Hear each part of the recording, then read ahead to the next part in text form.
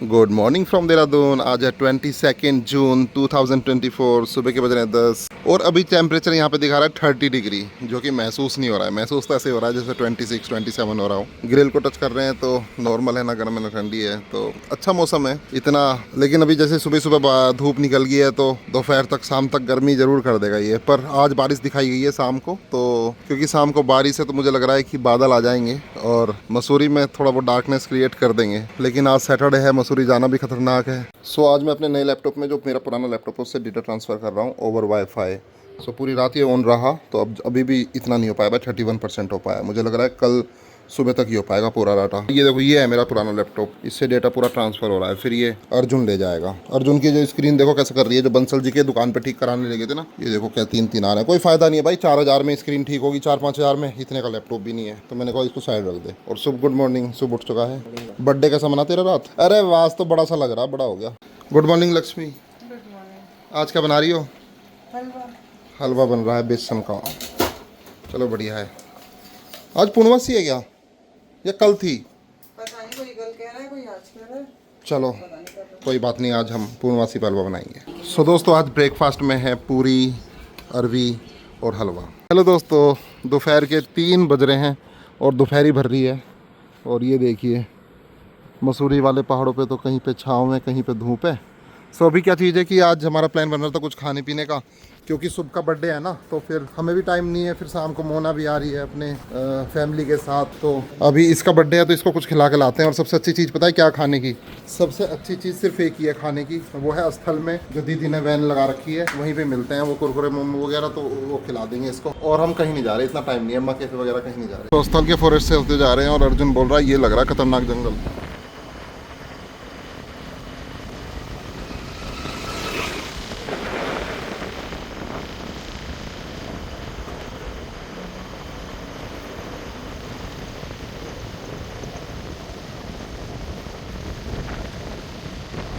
So actually overcast हो रखा है ना, तो थोड़ा अंधेरा अंधेरा सा जंगल में। यहाँ पे इस तरह से टूरिस्ट रुके रहते हैं, फोटोग्राफी चलती रहती है।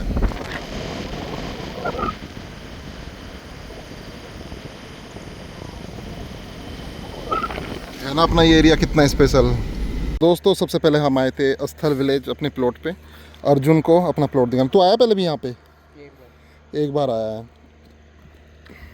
सो जो वो बिल्डिंग बन रही है ना, जो अपने घर के पास, वो ये बन रही है। ये देखो कितने बड़े बड़े इसके फाउंडेशन हो रहे हैं। तो एक बिल्डिंग तो ये है यहाँ पे जो 3 BHK बनेगी, फिर एक बनेगी यहाँ पर और एक बनेगी वहाँ पर। सुनने में आ रहा है कि 2 3 BHK हैं और एक बिल्डिंग में 2 BHK रहेगा। सो भाई जो ये वाली बिल्डिंग रहेंगी ना, ये सुपर एरिया है स्थल का। तो मैं जल्दी ही इसके बारे में बताऊँगा। अभी इसकी सेल्स स्टार्ट नहीं हुई है, ना इसका ब्राउचर बना है कि कितने रुपए के कितने स्क्वायर फीट के फ्लैट होने वाले हैं, वो ज़रूर बताऊँगा। स्थल में ले लेना भाई, इतनी प्यारी लोकेशन, देहरादून में फ्लैट मिल रहे हैं। हॉलीडे होम के लिए लेके डाल दो या अपने लिए रेंट पे चढ़ा दो, चाहे अपने लिए ले लो, कुछ भी कर लो, पर ये वाले फ्लैट मिस मत करना। इस तरह की लोकेशन बार बार नहीं मिलती है। और हमेशा की तरह बिल्कुल शांत, इतनी सारी बर्ड्स बोल रही हैं। देखो वाटर टैंक भी है यहाँ पे और इलेक्ट्रिसिटी भी है, किसी भी चीज़ की कमी नहीं है। पानी भी अच्छा है यहाँ पे। और अभी मानसून चालू हो जाएगा तो अभी यहाँ पे लुक्का छिपी बादलों की चलती रहेगी। ये देखो सामने वाला जो पहाड़ है, ये बोथा विलेज वाला, इस पे किस तरह से पूरे पे छाँव आई हुई है। और इसके जो बैकग्राउंड में जो पहाड़ है वो सस्ताधारा वाला, वहाँ पे धूप आई हुई है। सो ये नज़ारा यहाँ से। चलो चलते हैं। मेरे ख्याल से वो दीदी खड़ी नहीं हुई आज जहाँ पे हम आए थे कुछ खाने पीने। अगर वो खड़ी नहीं होगी तो फिर देखते हैं, कुछ और करते हैं। वैसे तो ये जो हमारा वाला प्लॉट है ये भी बिल्कुल मेन रोड पे ही है। वो देखो वो जा रही भाई, ये बिल्कुल पास में ही है, बिल्कुल मेन रोड के पास में ही है। और कितनी बढ़िया रोड, कितनी चौड़ी रोड बनी हुई है यहाँ पे। हमारे वाले प्लॉट के सामने जंगल ही है पूरा, ऊपर रोड जा रही है फिर जंगल है, और व्यू हमेशा ऐसा रहने वाला है। सो अगर इसको किसी की डील करनी है, अभी हमारा जो इसका आस्किंग प्राइस है वो जब अभी आप वीडियो देख रहे हैं जून में, और जुलाई में तो फिर इसका जो आस्किंग प्राइस है 33,000 रुपीज़ गज है। तो 33,000 रुपये के हिसाब से 214 गज प्लॉट है ये। और आप आ सकते हैं, देख सकते हैं, इसको ले सकते हैं। डिस्क्रिप्शन से कॉन्टैक्ट करना अगर कोई इंटरेस्टेड हो, अभी ले लो। देखो पहले भी मैंने वीडियो बनाई है, पहले बहुत कम प्राइस था इसका, 20 था, 25 था, 26 था, फिर 30 हुआ और अब 33 हो गया है। अभी आने वाले कुछ महीनों में ये बढ़ता जाएगा और ये मुझे लग रहा है कि 40, 45, 50 कितना भी हो सकता है, क्योंकि इस तरह की लोकेशन नहीं बची है। ये सबसे पॉश एरिया है, सबसे बेस्ट एरिया है देहरादून का। इससे बेस्ट कुछ नहीं हो सकता। लोग अपने ड्रीम हाउस बना रहे हैं। ये बडोनी जी ने घर बनाया है, ये अतुल भाई हैं, इन्होंने घर बनाया हुआ है। इसके उधर भी अब धीरे धीरे पॉपअप हो रहे हैं, सब घर बन रहे हैं और अब तो बहुत बड़ी बिल्डिंग बन जाएगी यहाँ पे। लेकिन अच्छा, बिल्डिंग हमारे पड़ोस में है, हमारे सामने नहीं है कि हमारा व्यू ब्लॉक करेगी, तो बेस्ट है। अब किसी को लेना है तो भाई यहाँ पे ये प्लॉट ले लो, सबसे बेस्ट। पुस्ता वगैरह हमने करवाया हुआ है इसका, तो आप कैलकुलेट करिए 33,000 के हिसाब से, 33,000 मल्टीप्लाई 214, तो वो आपको ये प्राइस पड़ने वाला है। लेके बना लो भाई, बिल्डिंग बना लो, 2 फ्लोर 3 फ्लोर जितना बनाना है, और एक एक करके बेच भी सकते हो। किसी बिल्डर के लिए भी बेस्ट है और किसी इंडिविजुअल के लिए भी बेस्ट है। देहरादून में जो प्राइस है उधर ससधारा पे पैसिफिक के आसपास, वहाँ तो 50 हज़ार रुपये का जो हो गया। ATS कॉलोनी होगी या फिर पनास वैली होगी या फिर ओकवुड में, उसमें तो 70 80 हज़ार रुपये हो रहा है भाई गज। ये तो कुछ भी नहीं है 33, फिर ये इतना हो जाएगा, फिर ये महंगा लगेगा लोगों को। तो अपॉर्चुनिटी है, मौका है, किसी को इन्वेस्ट करना है कर लो। तो एरिया है, आप देख सकते हैं कितना प्यारा एरिया है। बाकी अभी यहाँ पे खड़ी होती थी वो दीदी, आज है ही नहीं, पता नहीं क्यों थक जाती हैं ये। एक दिन काम करती हैं, एक दिन आती नहीं है।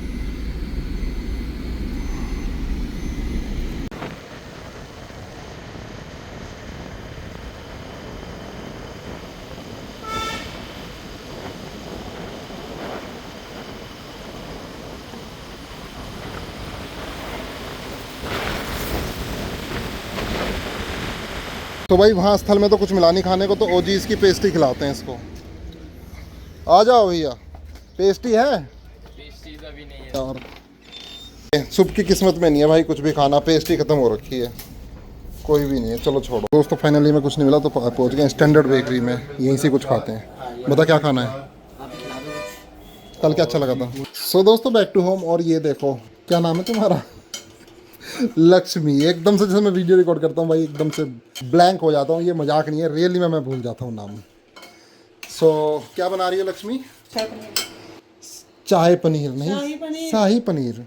शाही पनीर, अरे वाह, ये तो बहुत बढ़िया वाला बन रहा है आज। रुकबे मैनो और लैंडोर वाला पनीर बन रहा है। और ये क्या है? खीर। अरे वाह, खीर भी बहुत स्पेशल बन रही है भाई। आज मोना आ रही है, मोना के हस्बैंड, मोना की सास, तो इसलिए यहाँ पर तैयारी चल रही है। मम्मी इतना लेट क्यों गई वहाँ लैब में? हेलो दोस्तों, मुझे आपके साथ कुछ चीज़ें शेयर करनी थी रिगार्डिंग होम स्टे। जैसे कि मुझे काफ़ी होम स्टे के ओनर्स इनवाइट करते हैं और बोलते हैं सुभाष जी ये प्रॉपर्टी आपकी है, आप ही चलाओ। एज़ पर मेरे को हमेशा धोखा ही मिलता है भाई, कभी भी मतलब वो बातें बस बोलने के लिए होती हैं कि सुभाष जी ये प्रॉपर्टी आपकी है। तो सेम चीज़ें मेरे साथ इसमें हुई, जो हरी भैया वाला रिजॉर्ट है, रिवर डेल करके ससधारा रोड पे। इसकी मैंने वीडियो बनाई थी, 2-3 वीडियो बनाई, अपनी वाइफ मम्मी के साथ गया था जब मैं, इनका इनॉग्रेशन हुआ था, उसके बाद फिर स्विमिंग पूल में नहाने भी गया। तो भाई इस पे मैंने इतने क्लाइंट भेजे, वो वीडियो पे मतलब अभी तक 5100 व्यू आ चुके हैं, 5100 व्यू, और उसमें से बहुत लोगों ने कांटेक्ट किया, बहुत मैसेज आए। अब इन्होंने मुझे पहले कुछ रेट्स दिए थे, अब मैंने क्लाइंट भेजे तो वो रेट्स फिर इन्होंने बोला अब ये रेट्स नहीं है, अब उतने रेट्स हैं। अब फिर इन्होंने बोला कि 250 रुपये पर दिन पूल का प्राइस है, फिर बोले नहीं वो तो 1 घंटे का है। तो भाई हम ही परेशान हो गए, हम ही चकरा गए। और जब हम इनके पास गेस्ट भेज रहे हैं तब इनका कभी कभी ऑक्यूपाई भी हो रहा है कि अभी हमारे पास वो नहीं है। मतलब ऐसे गेस्ट जिनका एडवांस मेरे पास आ चुका है, मैंने एडवांस तक रिटर्न करना पड़ गया। मतलब इतनी मेहनत करो, इतना कुछ करो, इनका रिजॉर्ट फेमस करो, और फिर उसके बाद हमें ही बुकिंग नहीं मिल पाती, और हमारे जो ये प्राइस होते हैं वही प्राइस ये चेंज करते रहते हैं, बढ़ाते रहते हैं। तो फिर मतलब एक B2B प्राइस होता है ना जो मेरे को मिलना चाहिए, तो उसमें मतलब बहुत हेडेक होती है भाई किसी और का रिजॉर्ट लेने में। मतलब बस बोलने की बातें होती हैं तुम्हारा रिजॉर्ट है, लेकिन मानता कोई नहीं। ऐसे फिर ये हुआ जो पुरकुल में जो ओकवुड रेजिडेंसी में था, उसमें विवेक जी का जो पूरा मकान था, उसमें मैंने एक क्लाइंट भेजे। मतलब एक क्लाइंट की बुकिंग आई, वो 15 दिन की बुकिंग थी। पहले वो डॉग के साथ बोल रहे थे, मैंने कहा 3 डॉग थे, 6 आदमी थे। मैंने उनको बोला कि, उन्होंने मना कर दिया कि डॉग को मैं अलाउ नहीं करूँगा। ठीक है भाई, आपका हक है, आपकी प्रॉपर्टी है, डॉग को अलाउ नहीं करते हो, कोई दिक्कत नहीं है, मत करो डॉग को अलाउ। तो उन्होंने डॉग को अलाउ नहीं किया। फिर दोबारा से क्या हुआ, उन्होंने कहा ठीक है हम डॉग को नहीं ला रहे, हम 6 लोग हैं 15 दिन के लिए। तो 15 दिन के लिए बुकिंग आ रही थी, 12,000 रुपये पर डे भी देते ना, तब भी 1,80,000 रुपये बैठ रहा था 15 दिन का, और उसमें से 20% मेरा कमीशन 36,000 रुपीज़ बन रहा था। तो वहाँ उन्होंने मना कर दिया कि मैं नहीं दूंगा 15 दिन के लिए, पता नहीं कैसे आदमी होंगे, क्या होगा। तो मुझे बहुत अजीब सा लगा। अब भाई तुम एयरबीएनबी चला रहे हो, होम स्टे चला रहे हो, और आप भाई होम स्टे 1-1 महीने के लिए जाता है, 2 महीने, तुम पैसे कमाओ ना। अब तुम्हारा होम स्टे चलाना है या क्या कर रहे हो तुम लोग? तो उनको शायद इसमें बिल्कुल भी एक्सपीरियंस नहीं है, तो भाई वहाँ पे भी मेरे पैसे मर गए, 36,000 का पूरा लॉस हुआ।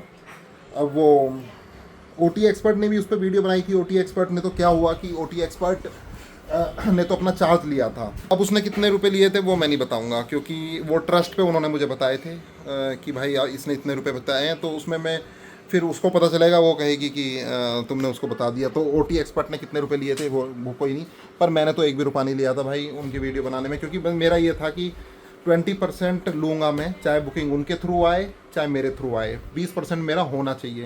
तो उनके थ्रू काफ़ी बुकिंग आई, तो उनमें से उन्होंने मुझे 1 रुपया नहीं दिया ना, मेरे को चाहिए भाई, क्योंकि अभी कॉन्ट्रैक्ट भी नहीं हुआ है। पहले कॉन्ट्रैक्ट हो जाए जब कर लेंगे। लेकिन जो मैंने बुकिंग मैंने दी है, वो वाली बुकिंग ये ले ही नहीं रहे हैं। ये तो छोटा सा एग्जांपल है, मतलब मैं किसी की बुराई नहीं कर रहा हूँ, ये छोटा सा एग्जांपल है कि किस तरह से होम स्टे, दूसरों के होम स्टे दूसरों के ही होते हैं। जब हमारी पावर नहीं है उस होम स्टे में, वो हमारे किसी काम का नहीं है। जैसे यहाँ पर एक और होम स्टे है, अभी मैं उनका भी नाम नहीं लूँगा, वो भी जल्दी अगर मेरे पास आ गया तो वो मेरे पास आ जाएगा, उसकी चाबी मेरे पास आ जाएगी, तो मैं डिसाइड करूँगा उसके प्राइस, मैं डिसाइड करूँगा किसी को देना है नहीं देना, कुत्ते वाले को देना है, विदाउट कुत्ते वाले को देना है, 15 दिन के लिए देना है, 1 महीने के लिए देना है, मेरे पास पावर होगी। तो ऐसे काम करने में मज़ा आता है। तो भाई बस एग्जांपल मैं यही दे रहा था कि कितना मुश्किल होता है काम करना। जैसे यहाँ पे एक और स्टोन कॉटेज है, वो एयरपोर्ट के पास है, वो भी बोल रहे हैं कि आप चलाइए, लेकिन उसमें भी उनके पास ना तो शेफ़ है, ना फिर वो क्लीनर है, ना उसमें भी दिक्कत होती है। 3-4 बार जाने की कोशिश की मैंने, तो वहाँ पे रात को रुकने में बहुत प्रॉब्लम हो रही थी। तो भाई ये आप लोगों के लिए टिप है और एक सबक है जो कि आप मुझसे सीख सकते हैं। मुझे इन चीज़ों में एक्सपीरियंस है। कभी भी कोई भी प्रॉपर्टी लीज़ पे मत लो। दम है तो अपनी बनाओ, अपनी चलाओ, कभी भी लीज़ पे मत लो, क्योंकि ये ओवर प्राइस है। ऋषिकेश में, मसूरी में, देहरादून में, हर जगह प्रॉपर्टी ओवर प्राइस है। आप इतना भी नहीं कमा पाओगे कि उसका रेंट निकाल पाओ। ध्यान रखना, मेरे सामने हज़ारों लोग तबाह हो गए हैं। आज तक एक भी प्रॉपर्टी ऋषिकेश तपोवन में ऐसी नहीं है जो सक्सेसफुल हो लीज़ पे। ठीक है, कोई बिल्कुल ही बहुत कम प्राइस पे मिल गई है, ताऊ चाचा की प्रॉपर्टी है तो बात अलग है, कोई बहुत ईमानदार है, लेकिन ऐसा ओनर कभी नहीं मिलेगा। और किसी और की प्रॉपर्टी के फट्टे में मत पड़ो, वो उसकी प्रॉपर्टी है, किसी और ने बनाई है, गंदी संदी इन्होंने ले रखी है, गंदी संदी, और अपने आप चलाने दो भाई इन लोगों को। ठीक है, सेम ये सस्तधारा वाली प्रॉपर्टी है, रिवरडेल, उल्टी सीधी बन रही है, उल्टी सीधी चल रही है, और बीच में कौन पिसता है? मैं तो भाई किसी से 1 रुपया नहीं लेता, सिर्फ इसलिए ताकि मैं इंडिपेंडेंट रहूँ और खुल के बोल सकूँ। 1 भी रुपया नहीं लेता, अपने पेट्रोल फूक के अपनी बलैनों से जाता हूँ और मेहनत करता हूँ, वीडियो एडिटिंग करता हूँ, रिकॉर्ड करता हूँ। मतलब दूसरी पार्टी का, इन रिजॉर्ट वालों का किसी का 1 रुपये का भी एहसान नहीं है मेरे ऊपर, बल्कि मेरा एहसान इनके ऊपर है। तो इसलिए मैं खुल के रहता हूँ, खुल के बोलता हूँ, और हमेशा ऐसे ही चलो। अगर 1 भी रुपया ले लिया तो फिर क्या हाल होगा सोचो। तो भाई इसलिए मैं सबसे डील कैंसिल है इस वीडियो के थ्रू ही। मुझे किसी से कोई बात नहीं करनी और सारी डील कैंसिल। मैं आदमी को परख जाता हूँ, मुंह खोलते ही परख जाता हूँ, मुंह खोलते ही अंदर तक, घट तक जान लेता हूँ। क्योंकि भाई अपनी वैल्यू इतनी करो, मेरी तो है इतनी वैल्यू कि मैं लोगों को रिजेक्ट करता हूँ, लोग मुझे नहीं करते, मैं करता हूँ रिजेक्ट। भूखे थोड़ी हैं कि हाँ लीज पे प्रॉपर्टी मिल गई, अरे वाह वाह वाह, मुझे दे दो।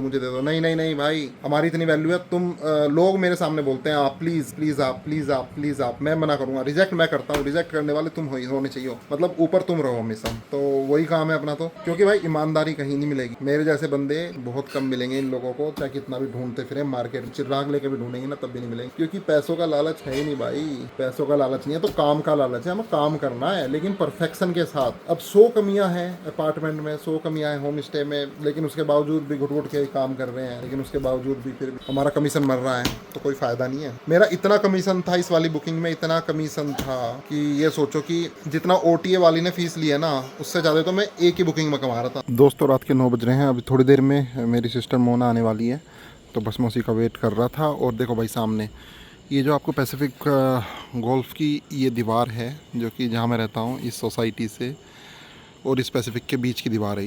ये टूटी हुई दिख रही है ना आपको, ये आदमी घूम रहा है, इस तरफ टूटी हुई है। देखो इस तरफ तो पूरी है, कंप्लीट है, लेकिन इस तरफ ये टूट गई है। आज एक्सीडेंट हुआ था, किसी ने अपनी कार ठोक दी यहाँ पे, UP 14 गाजियाबाद वाले ने, पता नहीं नशे में था क्या था। उसकी वीडियो क्लिप में लगा देता हूँ, जो कि ईशान भाई ने खुद बनाई थी और मेरे को भेजी थी व्हाट्सएप पे, वो मैं लगा देता हूँ।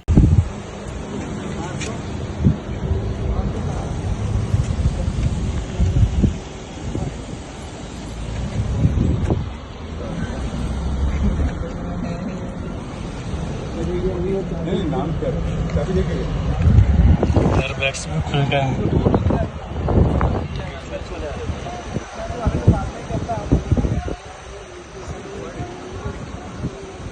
कितनी भयंकर ठुकी है कार, बहुत तेज स्पीड में आ रही होगी आई थिंक उधर से, और यहाँ पे ठुकी है। दोनों एयर बैग्स भी खुल गए हैं और ये पूरा पुश्ता भी टूट गया है।